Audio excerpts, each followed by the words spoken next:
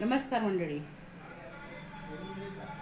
माझ्या ब्लॉगमध्ये तुम्हा सर्वांचं अगदी मनापासून स्वागत आहे. Good morning. मी मराठी छोटू नागपूर. माझ्या ब्लॉगमध्ये तुम्हा सर्वांचं अगदी मनापासून स्वागत आहे. तर चला, आज मला बनवायचे आहे पोहे. आणि मी पोहे कसे बनवते, काय बनवते तुम्ही नक्कीच नक्कीच नक्कीच नक्कीच बघा. आणि माझ्या प्रकारेच चांगले स्वादिष्ट पोह्याचा स्वाद घ्या. आणि तुम्ही पण घरी तसेच करा. मी मराठी छोटू, आणि छोटू कशी पोहे बनवते ते तुम्ही नक्कीच नक्कीच नक्कीच नक्कीच बघा माझ्या ब्लॉगमध्ये. ठीक आहे.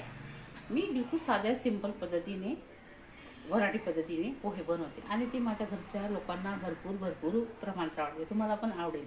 तुम्ही नक्कीच तसेच प्रकारचे पोहे बनवा. ठीक आहे. तर आता आपण पोहे बनवू. ठीक आहे.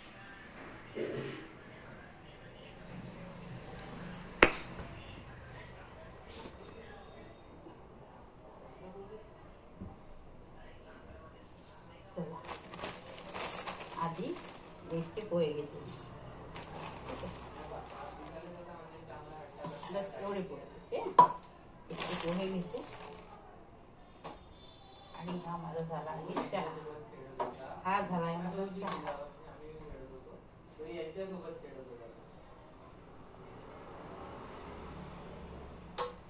मी एकटी आहे ना, त्याच्यामुळे कोणी चहा पेत नाही ना, म्हणून छोट्या